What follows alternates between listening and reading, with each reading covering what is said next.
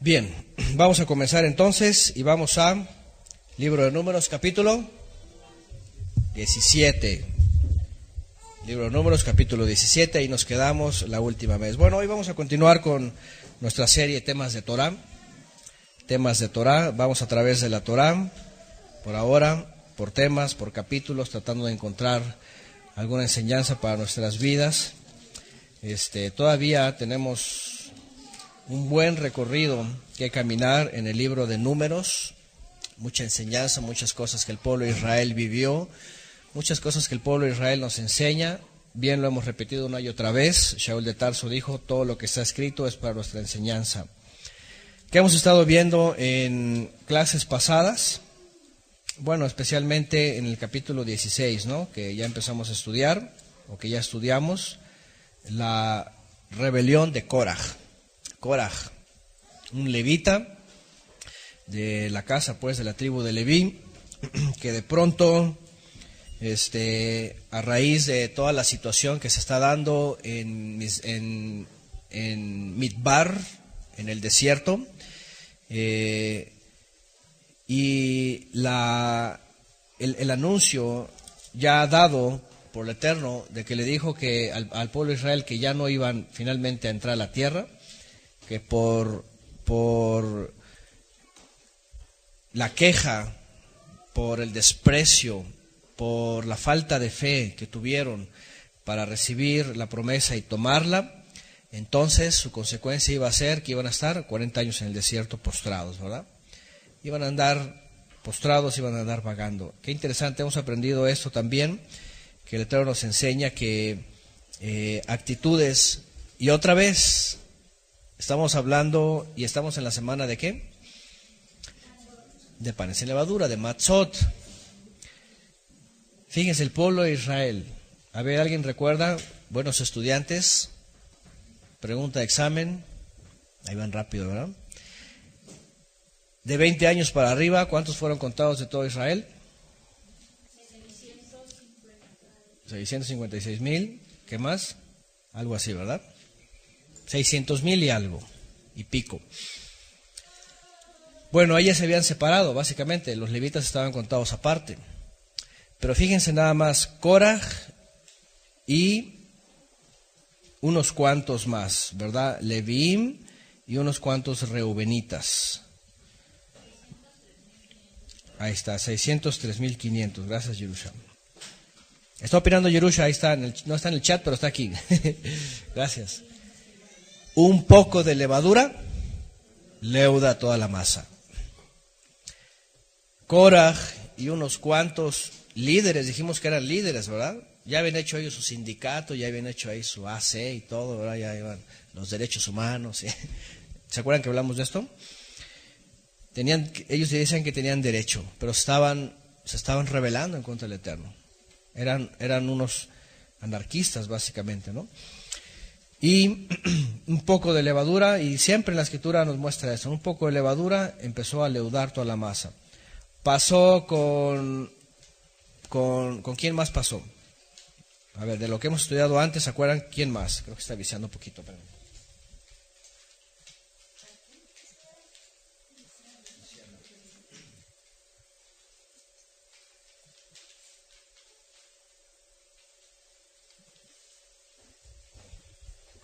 ¿Con quién más? ¿Quién más leudó toda la masa? A ver, antes de Koraj, ¿quién leudó toda la masa? Eso es mucho más lejos. Antes de Koraj. ¿Se acuerdan?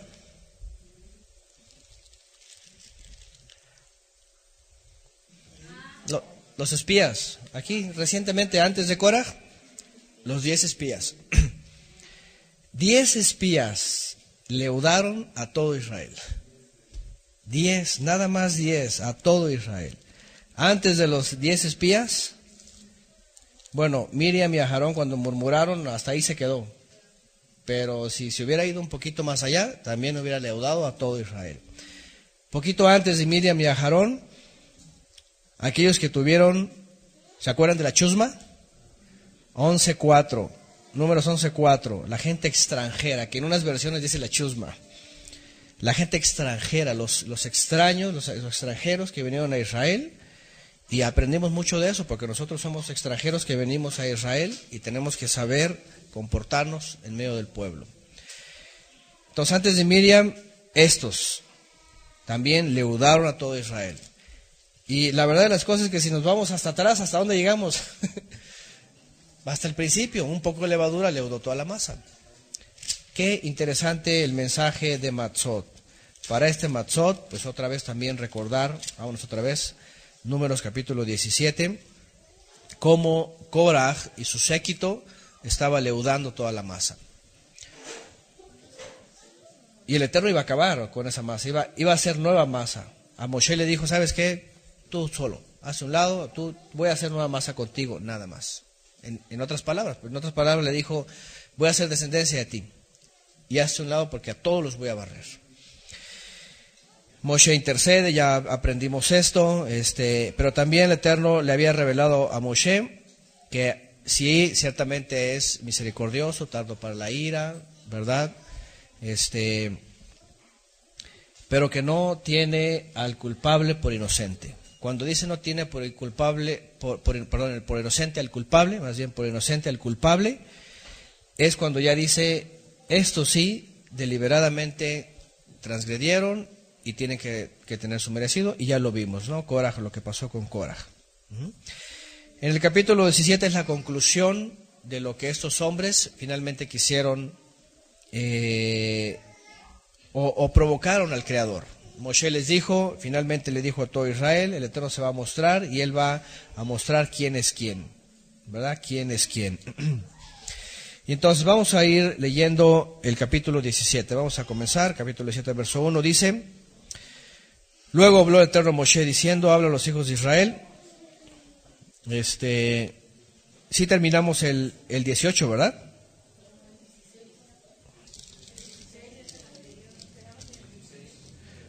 Terminamos el 16. Terminamos el 16 hasta el final, sí, ¿verdad? Voy a recordar esto último, en el 16:49, y los que murieron en aquella mortandad fueron 14,700, sin los muertos por la rebelión de Koraj. Vean. Después volvió a Aarón a Moshe a la puerta del tabernáculo de reunión cuando la mortandad había cesado. Entonces vamos a recordar esto. 14,700 murieron sin los muertos por la rebelión de Koraj.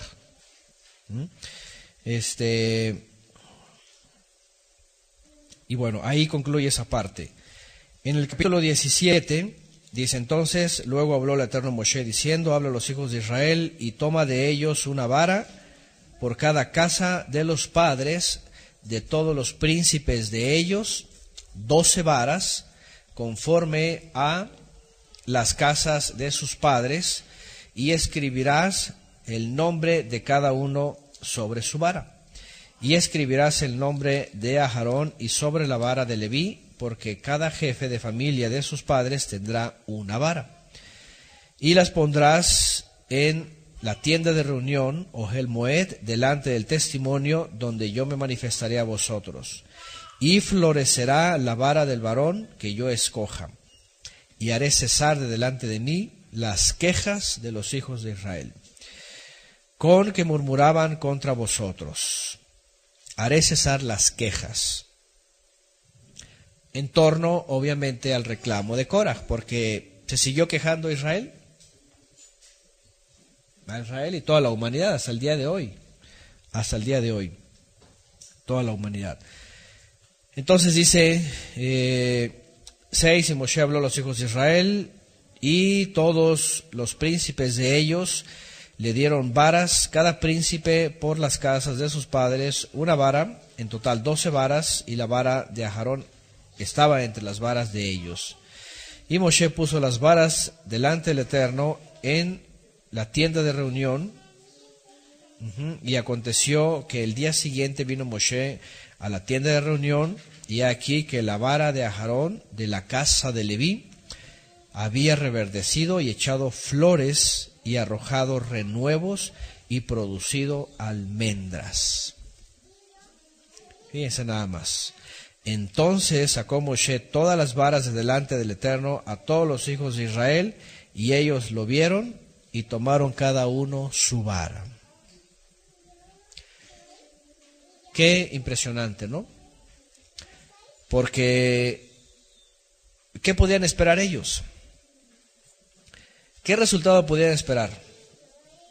Es más, yo creo que aún con toda convocación, al final, después de lo que pasó con Korah y toda su gente, y viene todo esto, no sé, pienso, pero a menos que haya habido mucho descaro, como aparentemente pasa o se nota aquí con el pueblo de Israel, pero lo mejor que hubiera hecho cada quien es, ¿sabes qué, Moisés? No, aceptamos. Porque todavía traer una vara así como que, a ver, pues vamos a competir, ¿verdad? A ver si, ¿qué tal si sí? ¿Qué tal si es de la tribu de Reubén? ¿Qué tal si es de la tribu de Isaacar? Como, luego contamos lo que nos contó por acá el hermano. La tribu de Isaacar. Isaacar. Dice que por ahí hay algunos movimientos que son de la tribu de Isaacar, porque nomás se la pasan con Isaacar. ¿No hay audio en Facebook? A ver, vamos a ver.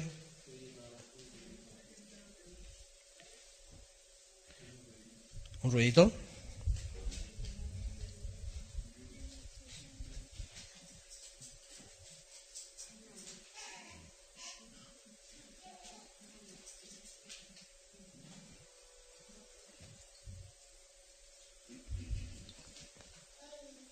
A ver, ya se escucha, a ver si pueden corroborar.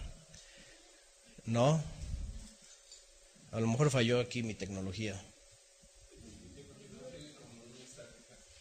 Sí, falló mi tecnología. Yo creo que no va a servir. A ver, permítame.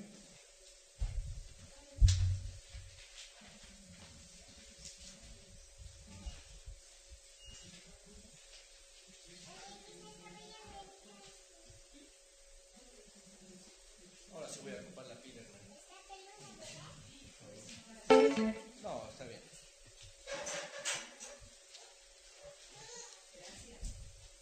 Yo creo que ya con eso se cargó suficiente. A ver, vamos a usar el micrófono interno del equipo. Ya, ¿verdad? Ahí está.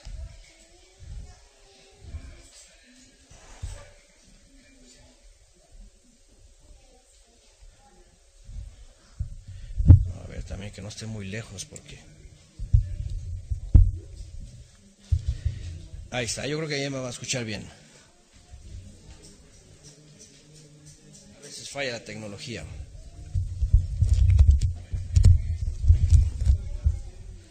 Miren lo que tengo que hacer.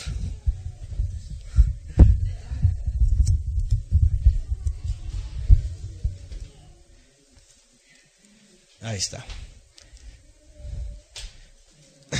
Si alguien en su país tiene un manos libres de 3 metros, me lo manda, por favor, porque aquí en México no lo he encontrado. Un manos libres de 3 metros. Luego lo necesito para esos casos. Bueno, entonces, estábamos en la indignación. Yo me sentiría indignado con todo lo que está pasando y todavía me atrevo a llevar una vara, ¿verdad? Para ver qué tal si sí pega. ¿A poco no sería ridículo? A ver, traigan sus varas. ¿Sabes qué, Moisés? Ya nos dimos cuenta. Ya mejor ni le intentamos. Ya ni le intentamos porque ya Korah, pues ya era el único candidato, ya el único partido, a menos que habría otro. Estamos hablando de la tribu de Isaacar, ¿verdad? Ya no había otra tribu o alguien más que podría decir nosotros, aunque ellos eran de los mismos levitas, no era de otra tribu. Pero los reubenitas, ¿se acuerdan la actitud de los reubenitas? ¿Se acuerdan la actitud cuando Moshe les dijo, vengan para acá? Dijo, no iremos. Dijeron, no iremos. Así arrogantes. Pues ya la levadura ya estaba así. No iremos. Y empiezan ahí, ¿verdad? Entonces, todavía el Eterno dice, les voy a mostrar. Además, ¿qué es lo que vemos aquí? Bueno, obviamente un milagro también, una manifestación del Todopoderoso, de forma en que el pueblo de Israel le iba a quedar bien claro a quién había elegido él. a quién había elegido él para que fueran sus ministros. Y bueno, obviamente también vemos una sombra profética aquí, ¿verdad? Porque en el primer siglo, hace 2000 años, tenemos el caso de los saduceos. Y los saduceos tenían tanta seguridad de ser ellos mismos descendientes de Sadoc, aunque de otras casas, ya no la de Pinjas, bueno, ya no la de Sadoc, o sí, pero de los hijos que se desviaron, en la época después del regreso del exilio, ¿se acuerdan? De la época de Shimon HaTzadik, lo que hemos estudiado en la historia, por ahí del año 180 antes de Yeshua. Y aunque eran Tzadokim verdaderos, descendientes desde Aharón, pasando por Eliezer, después por Pinjas, después por, en la época de David, Sadoc mismo, y después de esta confirmación sentían, es como cuando se habla de la legitimidad, ¿no? ¿Qué pasa cuando, por ejemplo, en los casos de los hijos, ¿no? Cuando hay que se conoce como hijos legítimos y todas esas cosas, ¿no? Y vienen pleitos legales y que no, y que yo el mayor, ¿no? Siempre el mayor, ¿no? Acá, por ejemplo, siempre está peleando que es el mayor, ¿verdad? No es cierto. El mayor, y siempre así como que, ale. Entonces, entran cuestiones legítimas y entran cuestiones de yo fui elegido y todo eso. Y bueno, los saduceos tenían para ese entonces una presencia, era la casta sacerdotal, una presencia que nadie los podía enfrentar. Nadie. Estaban controlando el templo, estaban controlando la administración de las fiestas, estaban controlando todo lo que entraba, todo en los diezmos, las terumot, estaba todo. En el primer siglo era el control absoluto. Sin embargo, cuando viene a manifestarse sombra profética, de la misma forma, el Eterno ya había dicho aquí, y no necesariamente inclinándose por una tribu, sino más bien inclinándose por alguien. Es decir, esto que vemos aquí, ciertamente los levitas, y en este caso a la descendencia de Aarón, la pone como manifiesto, es él, y tan tan. La vara de Leví reverdece entre las otras varas, empezando por la de Rubén. Mira, Reubén, tú que te estabas rebelando con Korah, te estás reprobado. Tú no fuiste llamado a esto. Cuando reverdece, dice la vara de Aarón, por supuesto que el Eterno le da posicionamiento ya final. Ya le había dado esmijá. ¿Se acuerdan cuál es la esmijá? La ordenación. La ordenación es cuando son ungidos, cuando son manifestados delante del pueblo de Israel. ¿Se acuerdan de la bendición arónica? Así bendecirás al pueblo. Entonces Moshe los presentó delante del pueblo y él los bendijo, y entonces ahí fueron reconocidos. El séptimo día del primer mes del segundo año que salieron, después de que pasaron 7 días en el santuario para santificarse. Entonces, es muy interesante porque no necesariamente el Eterno está mirando una tribu, sino está mirando más bien el objetivo que Él ha seleccionado, ¿no? El elemento que Él ha seleccionado. Cuando venimos a la época de Yeshua, y esto es lo que muchos rabinos finalmente esgrimen en contra de Yeshua, ¿no? Y lo hace, por ejemplo, este señor Mario Sabán, del cual hemos hablado a él. Dice Mario Sabán, Yeshua fue un gran rabí, todo eso, y un gran maestro, y hay muchos mesiánicos, ¿verdad? Hay muchos judeocristianos, ¡ay, bravo, que ya está aceptando a Cristo!, dicen. Pero lo está reconociendo históricamente, y eso cualquiera lo puede reconocer, hasta incluso cualquier judío. Pero sin embargo, el individuo llega un momento donde dice, y especialmente en su libro El judaísmo de Yeshua, en la sección donde habla la carta a los hebreos, dice, no puede él tomar ninguna credencial de ministro, de sacerdote. Dice, la carta a los hebreos, dice, es un error, porque el autor, en el momento que dice sacerdote para siempre, dice error. Dice, porque para ser sacerdote tiene que venir de la línea de Leví. Esa es la lógica. Y cualquiera puede decir, aquí el Eterno lo dijo. La vara de Aarón, de la tribu de Leví, reverdeció. Y le dio su descendencia Eliezer, y después vino Pinjas, y luego, aunque después vinieron unas sucesiones que no eran, al final de cuentas Sadoc y Josadac y Shimón, y después hasta la época de los saduceos. Y ellos decían Sadoquim. Si no son Sadoquim, no puede ser ministro. Sin embargo, ¿qué es lo que hace el Eterno proféticamente cuando presenta a Yeshua? ¿Qué es lo que hace? ¿Cómo podríamos decir que Yeshua reverdece y es admitido por el Eterno?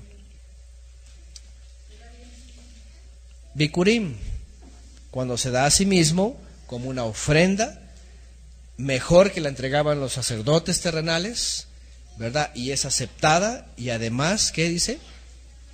Es reivindicado. Ahí se convierte en ministro perfecto y para siempre. Y obviamente ya sabemos que la carta a los hebreos maneja un término, ¿verdad?, de el sacerdocio según el orden de Melquisedec, y ya entran otros términos, por supuesto, del pasado, de su presente y hoy día de nuestro presente. Pero sin embargo, lo que estamos viendo es de que ¿cuál era el fruto que no daban los sadoquim, los saduceos? ¿Cuál era el fruto que no daban? Pues el que el Padre quería, ¿no? Que santificaran a Israel, que fueran una reconciliación para Israel, que fueran un medio de reconciliación, que trajeran vida. ¿Qué estaban haciendo los sadoquim en el primer siglo con Israel? Puro negocio. ¿Qué les dijo Yeshua a ellos? Cueva de ladrones, ¿se acuerdan? Cueva de ladrones. Cuando entra el templo y cueva de ladrones, han hecho de la casa de Elohim un mercado, básicamente, ¿no? Entonces,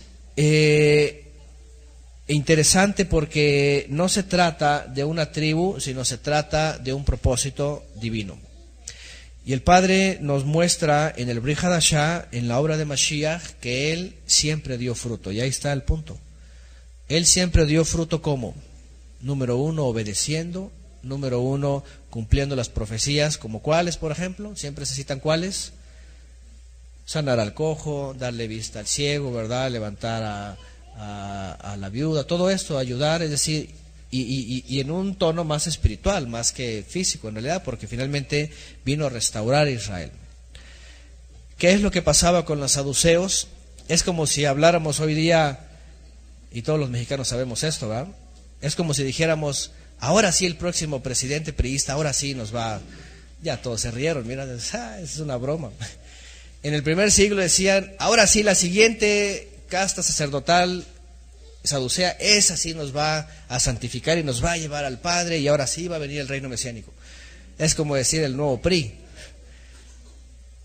que es pura farsa, es pura mentira, todos es... No, nadie lo cree. Nunca va a suceder, es una utopía. Es imposible de alcanzar. Entonces, interesante porque todos los profetas, por supuesto, estaban apuntando a Yeshua, toda la Torah estaba hablando del Cordero. Abraham dice que vio su día, etcétera. Adán y Java hablaron de la simiente, escucharon de la simiente que iba a venir. Y el libro de Números 17, más que confirmar y más que tomarlo, por ejemplo, como el judaísmo lo toma para decir que no hay de otra más que la tribu de Leví, que por cierto, y como ya lo hemos hablado y estudiado muchas veces en clases especiales, el sionismo actualmente, ¿verdad?, en el Estado israelí, ha desarrollado toda una estructura, ¿verdad?, lo que se conoce como ¿cómo se llaman estos del templo? El Instituto del Templo, para juntar donativos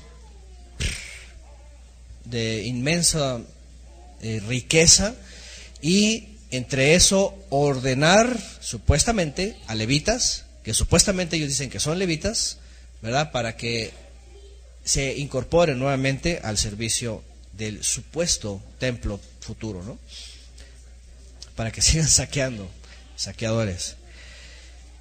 Ahora el sionismo ha llegado a su parte culminante, yo supongo, ¿no? Porque al momento de manejar las piezas y meter a ese señor Donald Trump, influenciado totalmente por su yerno, ¿verdad? Que usa a su esposa, la hija de este, para finalmente cumplir el propósito que ellos quieren. Y los cristianos en Estados Unidos están bien entendidos. Esa es la herramienta que nos va a hacer cumplir la profecía. Damasco será destruido. ¿Saben que anda ahorita por boca de todos Damasco, verdad? Siria, Damasco y la bomba esta que aventaron y todo eso. Están felices los cristianos que apoyaron a este individuo que por fin va a llevar a cabo la profecía para que venga el Mesías y venga el templo y todas estas cosas. Imagínense nada más la ridiculez. Korah.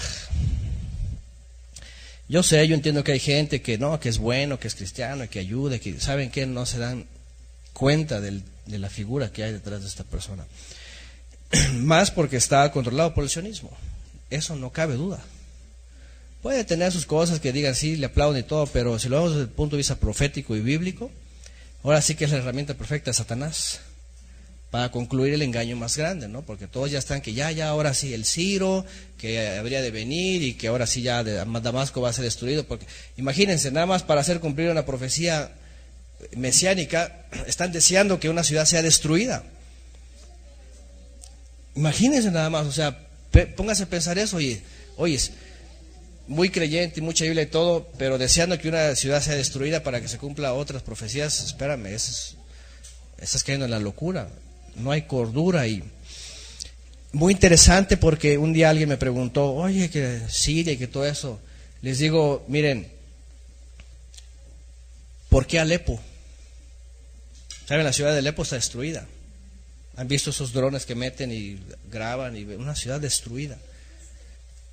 Les digo, ¿por qué Alepo? ¿No? Hasta es lógico, ¿no? Es decir, no hubiera sido Damasco, entonces ya tu profecía estuviera cumplida. Pero ¿por qué Alepo? Entonces, hasta nos damos cuenta cómo están fabricando, cómo el sionismo está fabricando todo esto, ¿no? Y todo esto que tiene que ver política y cuestiones geográficas y sionismo con esto, es lo mismo, la rebelión de Korah. Es decir, este sector del judaísmo, aunque ya ni creen en la Torá, pero tienen la esperanza ellos de otra vez volver a tomar el templo como mercado para sujetar a todas las naciones. Ya saben, el tipo este que hablé también, el otro Reutemann, ¿se acuerdan que hablamos de él y qué dijimos? Anda por todos lados llevando conferencias diciendo que ya se va a cumplir la profecía de Isaías. Isaías 2, ¿verdad? Que subirán y todas las naciones y entonces reconstruirán la ciudad y todas esas cosas. Ese es el gran engaño, ¿verdad? Que se ha gestado en los últimos 2 siglos, casi. Pero sin embargo, no es la tribu, no es el templo, no son los sacrificios terrenales. Lo que vemos en este capítulo tan impresionante es de que no es la tribu en la cual se agrada el Eterno, sino en su Hijo. Cuando se manifiesta, ¿qué dice desde el cielo el Padre? ¿Se acuerdan cuando se bautiza?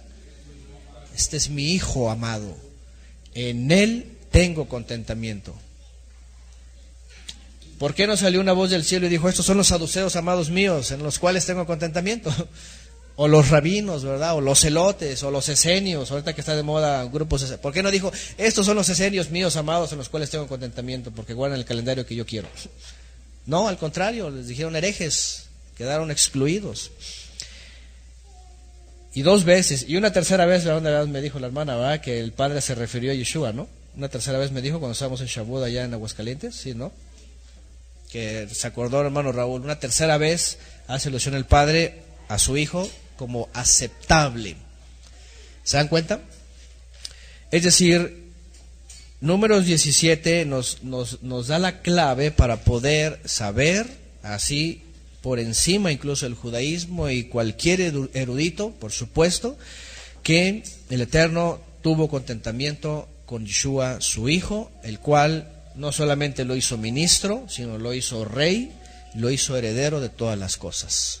Lo puso como cabeza, dice, de la congregación, lo puso como león que había vencido, lo puso como como pues como todo, ¿verdad? Que venció la muerte, que salió por encima de todos los poderes, que puso a sus enemigos por debajo de sus pies, los ridiculizó, que fue obediente en todo, que se entregó, que fue humilde, todo, que rompió justamente con la anarquía, que rompió y despedazó justamente la rebeldía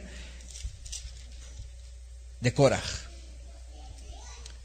y que el Eterno lo aceptó. ¿Y cómo lo aceptó?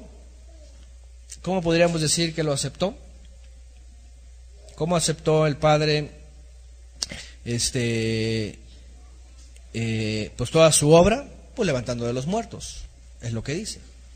Levantando de los muertos, ¿verdad? Dándole vida en sí mismo. Entonces, cuando leemos Números, interesantemente vemos una clave profética y no hay salida para el argumento judío de decir que Yeshua no tiene nada que ver con la redención o con Israel o con las naciones o con el Eterno, nada de eso. Ya hemos hablado mucho de ese tema, de cómo el judío y que sea judío el que quiera ser judío, pero está todas las escrituras y toda la historia que nos cuenta que el Eterno se agradó de Yeshua, se agradó de él. Se agradó, incluso el testimonio, por supuesto, en el Brit Hadashah, en donde escuchan los israelitas: este es mi hijo amado en el cual tengo contentamiento. Tan tan. Claro, en Números es Aarón. En Números es Aarón, por supuesto, nadie lo va a negar. Pero en el tiempo del Creador, proféticamente, Él se agrada de su hijo, al cual constituye como ministro eterno. Ya hemos estudiado en la carta a los Hebreos. Vamos a regresar a Números 17 entonces, y dice que había arrojado renuevos. Me iba a esto, flores y renuevos. Fíjense nada más. Había reverdecido. ¿Qué pasa con una... Y estos días hemos estado lidiando con ramas secas, ¿verdad? Al fuego. Ramas secas por todos lados aquí, ¿verdad, hermano? Qué interesante. Traen ramas los israelitas y de pronto una vara reverdece. Dice que reverdece. ¿Ya saben cómo se hace para saber cuándo un árbol está seco o está verde? No necesariamente. Hay árboles que están en tierra y todo, y están sus ramas. Incluso hay unas que ya no tienen hojas. Podríamos decir, no, pues está en otoño. Pero lo que se hace es con la uña rasparle la corteza. Le raspa la corteza. Y si se ve verde, pues no, pues va a retoñar en algún momento, ¿no? Pero cuando le raspan y le meten el dedo, ya está podrido, no, ya está seco. Leña. Ya es leña. Qué interesante. Reverdecer quiere decir una vara muerta pasa a tener vida. Obvio, Yeshua, ¿no? Un tronco, porque dice la Escritura, como humanos, somos como árboles, dice, ¿verdad? Yeshua también lo dijo, y Yohanan también, ¿verdad? Todo árbol que no da fruto, dice, leña. Ya se secó, está muerto por dentro, es leña. Es una forma simbólica, por supuesto, de hablar del juicio, ¿no? Ya saben, los católicos llegaron y dijeron, no da fruto a la hoguera. Es una locura también lo que pensaron ellos, literalmente, ¿no? Es el juicio del Eterno, no es de que lleven a las personas a la hoguera. Estos se fueron muy literalistas. Pero una rama, imagínense, hermano, mi hermano aquí Oscar, que estuvo ahí ayudándonos con el fogón y todo, la fogata también, entre todas las ramas, de pronto agarra una rama así reverdecida con florecitas. ¿Qué iba a pensar? ¿Qué es esto, verdad? Hoy pues vamos a sembrarla, ¿no? Va a darle un hoyo y vamos a sembrarla, pues obviamente, ¿no? Porque va a retoñar y a lo mejor, y más si es jabotijado, vamos a tener otro árbol, ¿no? Yeshua dio esos frutos, dio esas señales de volver a reverdecer. Un tronco que fue cortado, como dice el libro de Daniel, cortado, dice, no por sí, dice el libro de Daniel capítulo 9, fue cortado no por sí, volvió a reverdecer. Alguien que lo tenían por muerto, por seco, por cortado, volvió a reverdecer. Y luego dice que, y echó flores. Y luego dice, y arrojó renuevos, y después produjo almendras. Fruto. Es decir, aquí está el proceso de Yeshua, que no, como la misma escritura lo dice, ¿no? La misma escritura habla de esta característica del Mesías, profetizado por David, el rey David, en donde dice que no iba a dejar su alma en el Sheol, en el lugar de los muertos, sino la iba a hacer reverdecer, a volver a dar vida para que saliera, y no solamente para que reverdeciera, sino para que diera mucha vida a otros, flores y almendros, fruto. En una ocasión Yeshua hizo alusión a sí mismo como la vid, ¿se acuerdan?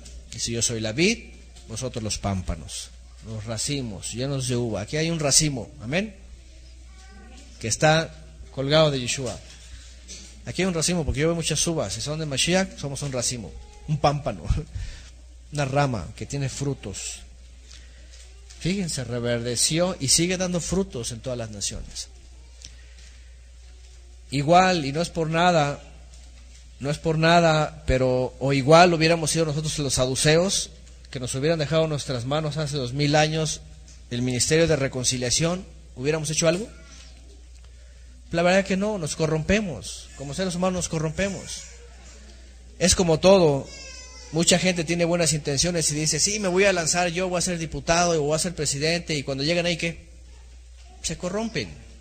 El dinero, el narcogobierno, ya saben, no hay salida. No hay salida. Yo he conocido personas que, ¿no? Y sobre todo en esos movimientos que dicen, vamos a ganar a México para Cristo, todas esas cosas. Y llegan ahí y tienen de dos. O se regresan a su iglesia o se meten y ya se acabó. Masonería y un montón de cosas. Es decir, cuando aparece Yeshua, visto proféticamente las características en este capítulo, entendemos básicamente que no había ningún remedio humano, no solo de Israel, sino de ninguna tribu que pudiera hacer reconciliar a Israel mismo y a todas las naciones. ¿Cuántos años se les dio el ministerio de la reconciliación al pueblo de Israel? ¿Cuántos años? Aproximadamente.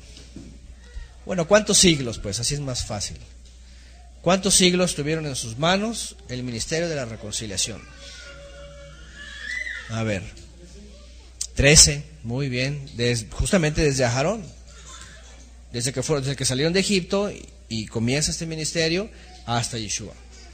Imagínense, 1300 años. ¿Les podríamos dar al PRI 1400 años para ver si nos solucionan? ¿Qué dice por ahí unos? ¿Verdad? Ni un voto más a eso. Al PRIAN, ¿verdad? Y otros, y todo. La verdad que yo creo que todo es lo mismo, ¿no? Dicen, por allá hay figuras políticas que les ponen el título de mesiánico, ¿no? Figuras mesiánicas, políticas mesiánicas. ¿Qué mesiánicas? Nada. O sea, el Mesías verdadero es el que puede solucionar todo, pero... Es decir, no se puede, no había, lo que está diciendo el Eterno es, no hay solución, no hay ninguna salida en ninguna tribu que no es la que el Eterno había elegido en ese momento. Pero cuando se le entrega todo esto, y lo hemos estudiado también, y lo vamos a estudiar en Deuteronomio, ¿cuál era el propósito de que Israel fuera llamado y recibiera este ministerio? No solamente para reconciliar a Israel mismo, sino para reconciliar, ¿qué dice? A todas las naciones. Ese era el punto principal. En la Torah eso es.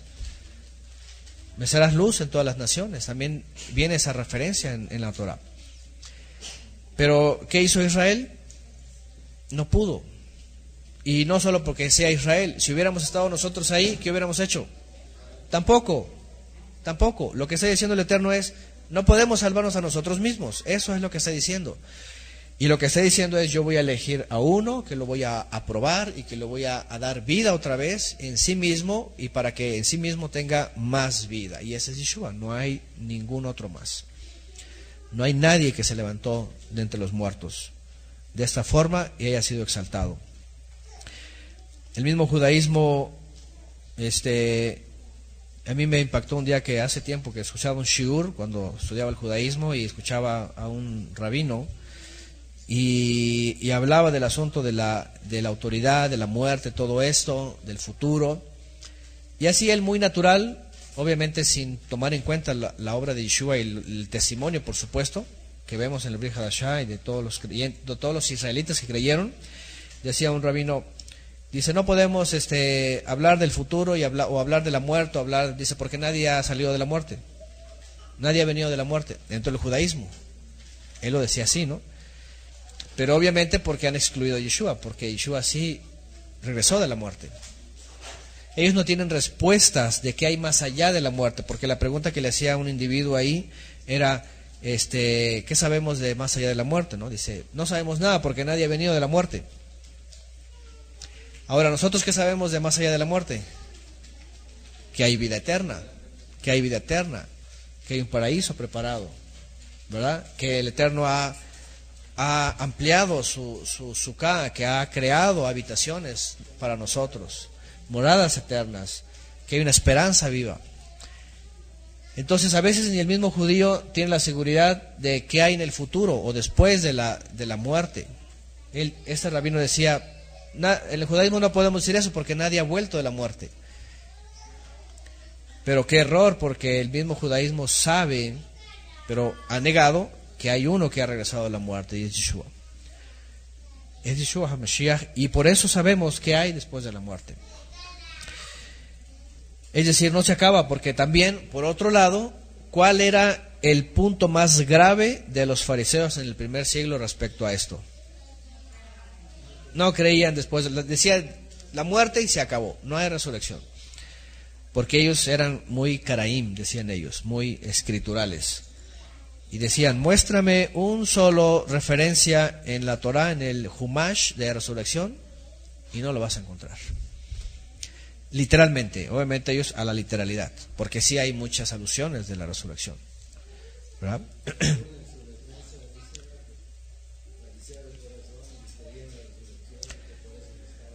Pues sí. De hecho, un día usa esa estrategia para dividir a los fariseos de los saduceos y él salir libre. Así es. Así es. Y Yeshua afirma la resurrección. Y no solamente la resurrección, sino también la vida más allá de la muerte. Dice, Elohim no es Elohim de muertos, sino de vivos. Por eso es Elohim de Abraham, de Isaac y de Jacob. Es decir, todo eso es contundente, por supuesto, y por nosotros lo podemos entender, y para nosotros es muy claro, es obvio, ¿no? Lo hemos creído, y no solamente por fe, porque la Escritura lo dice. Pero, definitivamente que es el motivo más grande en contra de la tradición, o de la religión, respecto al Mesías. Vamos a seguir leyendo entonces. Reverdeció, echó flores, arrojó renuevos y produjo almendros o almendras. 9. Entonces sacó Moshe todas las varas de delante del Eterno a todos los hijos de Israel, y ellos lo vieron y tomaron cada uno su vara. ¿Cómo se imaginan que se fueron cada uno con su vara seca? Como el Chavo del 8, ¿va? Pi, pi, pi, pi, pi, pi, pi. ¿Ah? Agüitados, ¿va? Tristes. Así como que, pues, ¿y qué hacemos con esto, no? Como los que no les dan puestos en los nuevos gobiernos, ¿va? Ahí está, interesante. Querían su hueso. Sí, van por el hueso. La política, la religión, los saduceos iban por el hueso mayor. Fíjense qué interesante, porque ciertamente cuando se revela este misterio y cuando vienen los discípulos de Yeshua, que ya son Sheliachim, y se acuerdan Pedro en el libro de los Hechos que dice, a este ha escogido. Hechos capítulo 3, como Moisés lo dijo, enviaré profeta entre vosotros, este es el profeta. A él lo eligió, este es el escogido, a él lo ha llamado. ¿Qué dijeron los saduceos? Se nos va nuestro huesote. Se les iba a acabar el hueso. Y mientras lo pudieron tener hasta la destrucción del templo, estaban felices. Pero cuando viene la destrucción del templo, se les acabó para ellos y comienza finalmente el proceso de Mashiach, ¿no? A todas las naciones, otra vez mostrándoles el Eterno a los líderes que no los había elegido a ellos, sino que ya había elegido a uno con el cual se había agradado. ¿Se dan cuenta? Tomaron cada uno su vara. Como el Chavo del 8, ¿eh? Se fueron tristes seguramente. Y dice en el 10, y el Eterno dijo a Moshe, vuelve la vara de Aarón delante del testimonio,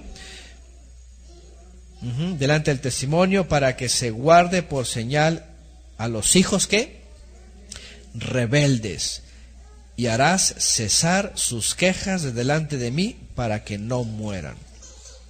Para los rebeldes. Es decir, si alguien actualmente se atreve a decir, no, es que no es el Mesías, no, es que no es que estamos esperando el reino, es que estamos esperando un templo, es que estamos esperando el ministerio y que viene más adelante y que todo eso, ¿qué es? Hijo rebelde. Es lo que está diciendo aquí. En el sentido de Yeshua, si alguien están esperando a alguien que cumpla esa función, es hijo rebelde. Es rebelde. Tiene que guardarlo delante del testimonio, que finalmente era el arca del pacto, que estaba ahí, la Torá, el maná, e introducen un tercer elemento, ¿verdad? La vara que reverdeció. Ahora, es muy interesante porque desde el sionismo se introdujo el anhelo, el deseo, así pero desmesurado, extralimitado, de encontrar el arca del pacto a donde quiera que esté, encontrarla. ¿Sí o no? ¿Quién ha escuchado todo ese, ¿verdad? Que el arca, que desde Indiana Jones, ¿verdad? Las películas y todo esto, descubrirlo y encontrarlo y ir por allá y por acá y ahí está, y está aquí, y está allá, y que ya le detectaron y que no sé qué. Fíjense qué cosa más, podríamos decir, incongruente, porque hay muchos creyentes en Yeshua que están aferrados a que saquen el arca del pacto. ¿Qué significa que alguien pudiera sacar el arca del pacto? Porque aunque ya desde hace 2000 años el pueblo de Israel entendía a través de los profetas, y esto está en Jeremías 17, si no mal lo recuerdo, alguien que me ayude, en donde dice, en aquel día dirán arca del pacto, no venga más a la memoria. ¿Se acuerdan? Es decir, si ya para la época de Yeshua ya el arca del pacto ya no importaba, porque ni siquiera había arca del pacto en el templo, ya no estaba. Desde los babilonios, que o la escondieron o se la robaron o algo, a lo mejor los mismos saduceos cuando vieron que ya acabó todo, la hicieron añicos y vendieron el oro, no sabemos. Aparece y dice, en aquel día dirán arca del pacto y no vendrá a memoria ya de nadie. Ya no tiene ningún sentido. Es decir, cualquier que se diga ser creyente y esté ahora actualmente anhelando tener el arca, ¿qué significa? Es rebeldía. ¿Por qué? Porque lo que no están pensando es de que es el judío el que quiere primeramente hacer eso para sacar la vara. Mira, aquí está la Torá, aquí está la maná, y aquí está la vara que el Creador dijo es los levitas. Estará en contra de Yeshua. Ahora, no solo porque podríamos decir, ay, ¿qué tal si la encuentran? Es que no van a encontrar nada. Es que el Eterno la hizo perdediza de hace 2500 años. ¿Y dónde está? ¿Quién sabe? Apocalipsis dice que vio el arca del pacto en el templo, en el santuario. Podemos decir que está el arca verdadera, si hablamos de símbolo. Porque a Moshe se le dijo que hiciera abajo lo que vio arriba. Pero si habláramos de algo físico abajo, ¿qué necesidad de estar buscando un arca? ¿Para qué? Cuando dice el Eterno a través de Irmiyahu, si es Irmiyahu 17, ¿alguien que me ayude? Jeremías 13, 3, 16. Vamos a leerlo rápidamente. Fíjense nada más. Yo lo hemos citado antes y ahorita, gracias a Yasmín, a quien ya nos dijo, Jeremías 3. Vean lo que dice Jeremías 3, apúntenlo, memorícenlo para que nos acordemos, para que cuando vean a alguien, oye, que el arca, que no sé qué, fulano dijo que el arca, olvídate. 3:16, va a ser fácil porque ya saben, Juan 3:16, ¿verdad? En vez de Juan, póngale Jeremías 3:16. Dice, acontecerá que cuando os multipliquéis y crezcáis en la tierra, que en esos días, dice el Eterno, no se dirá más al arca del pacto del Eterno, ni vendrá el pensamiento, ni se acordarán de ella, ni la echarán de menos, ni harán otra. Ni harán otra, así de sencillo. En aquel tiempo llamarán, ya hemos estudiado esto, los que quieran estudiar, luego entren en YouTube y ¿qué significa esto y el otro? Por favor vayan a Jeremías, escuchen verso a verso, vean lo que hemos hablado en la historia, cómo se cumplió, qué significa todo esto. Era el momento de la revelación del Mesías. El testimonio fiel y verdadero, dice Apocalipsis, ¿no? El testigo fiel y verdadero. Es decir, el que no tiene la Torah escrita en su cuerpo, sino escrita en su ser y por medio de la cual fue entregada. El que no es el maná que comió Israel, sino el maná que descendió del cielo. El que no es una vara solamente terrenal que está reverdecida, sino el que reverdeció verdaderamente de muerte a vida para traer mucho fruto. Lo dice él mismo también. Entonces, por eso digo, y siempre quiero tocar, porque hay personas que me han dicho que mucha importancia del arca, yo les digo, no se empeñen tanto en esto. Yo sé que a veces se les gana la emoción, o los autores, o yo qué sé, o aquel que fue y descubrió, y no sé qué, hay unos videos ahí, y les digo, no se empeñen, tengan mucho cuidado y analicen el contexto de la gente que les rodea, porque hay mucho sionismo ahí, muchos intereses, y obviamente captar con nostalgia a todo el sector del evangelismo para seguir apoyando a Israel en su búsqueda del arca, en su sacrificio de la vaca lazana, en su construcción de un futuro templo y en su establecimiento de un reino milenial con ministros terrenales y más sacrificios. Es pura rebeldía, eso así lo veo yo, digo, así me lo muestra la Escritura. Entonces, Jeremías 3:16, para quien lo quiera tener y quien quiera leer el contexto y estudiar el contexto, vaya también a la clase de Jeremías y hablamos de todo eso. De esta manera es contundente, pues, como Moshe en la sombra, porque es Moshe el que dice: traigan sus varas, a ver todas las tribus, a ver todos los príncipes, pónganlas aquí, mañana el Eterno va a manifestarse y Él va a decir a quién ha escogido. ¿Se dan cuenta? Él es el mismo que dice: profeta les va a levantar el Todopoderoso en medio de vosotros. Él es el mismo el que dice lo mismo. Es decir, fácilmente podríamos decir, si Él dio esa instrucción y Él dijo que iba a venir el profeta como Él mismo para hablar las cosas que el Padre quiere, no hay otra salida. O sea, no podemos pensar que es otro más. Y bueno, ahí está entonces, puso las varas delante del Eterno, ¿verdad? Delante de la tienda, de la tienda del testimonio, ahí está, del arca también, del pacto, y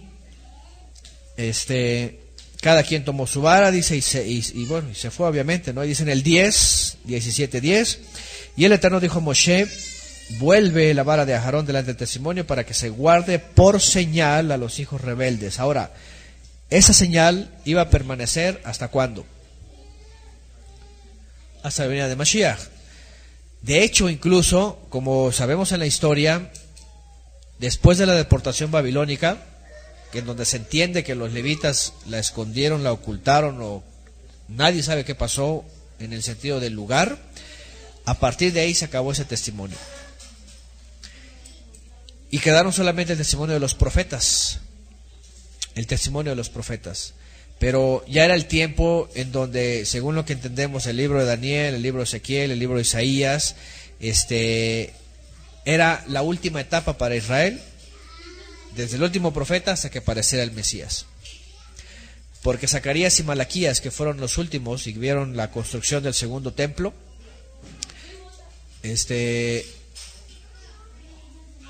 ya no hablaron más de esto. Ya no hablaban del arca del pacto. ¿De qué hablaban? Del Mesías. el renuevo, ¿se acuerdan? El renuevo. Surgirá una vara de Ishai, un renuevo, estaba haciendo alusión a lo mismo, refiriéndose al Mesías. Y verso 11, e hizo Moshe como le mandó el Eterno, así lo hizo. Entonces los hijos de Israel hablaron a Moshe diciendo, he aquí, nosotros estamos muertos. Perdidos somos, todos nosotros somos perdidos. Finalmente admitieron la transgresión, el pecado, la rebeldía, y al menos tuvieron aquí, ¿verdad?, el reconocimiento de la condición de ellos. Estamos perdidos, no hay otra forma.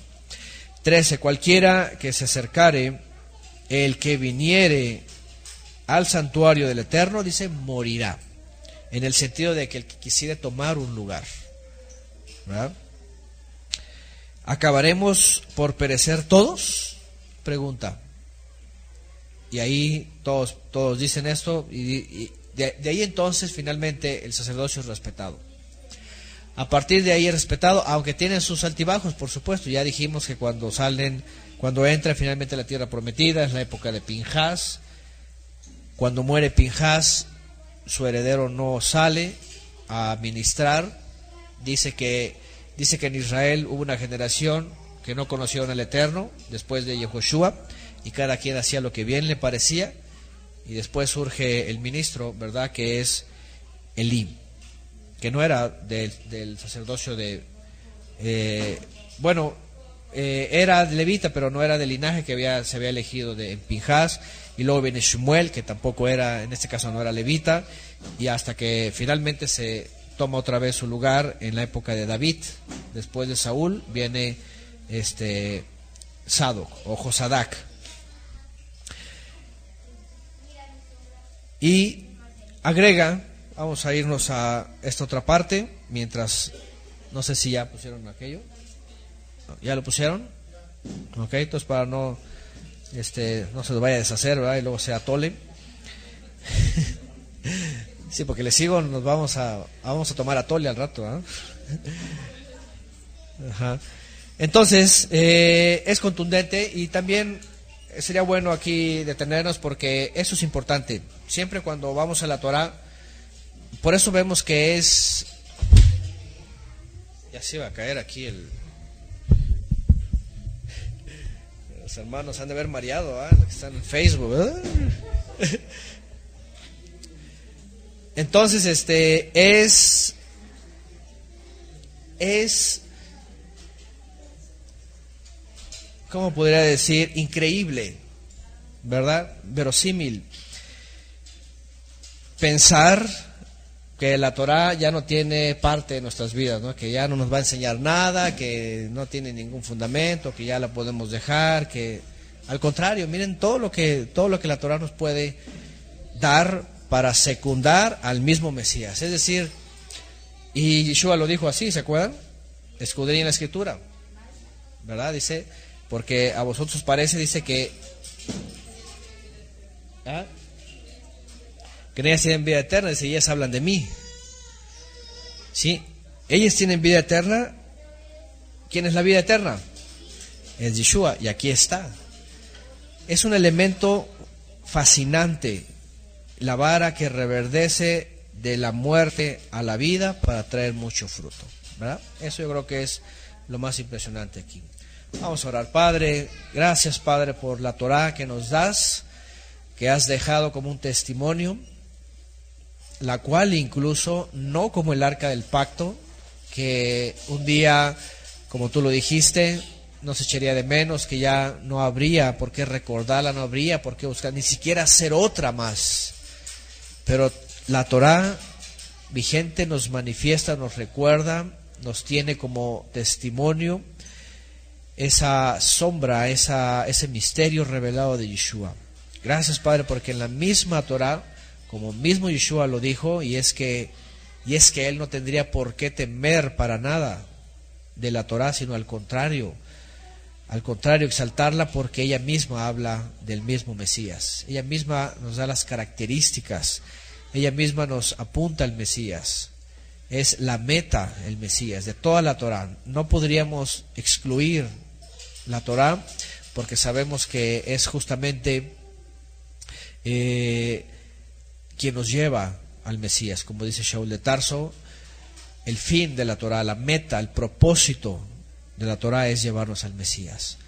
Y aquí lo confirmamos una vez más. No hay nadie más en el cual te hayas agradado, ni siquiera los profetas, ni siquiera los patriarcas, ni siquiera los profetas más reconocidos en la antigüedad te has agradado tanto como Yeshua, porque lo has hecho a él mismo, darle vida en sí mismo para sacarnos también de la muerte y llevarnos a vida eterna.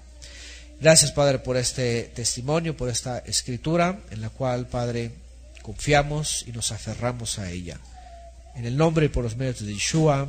Amén. Amén, amén. Aplausos a Yeshua. Amén. Amén, amén.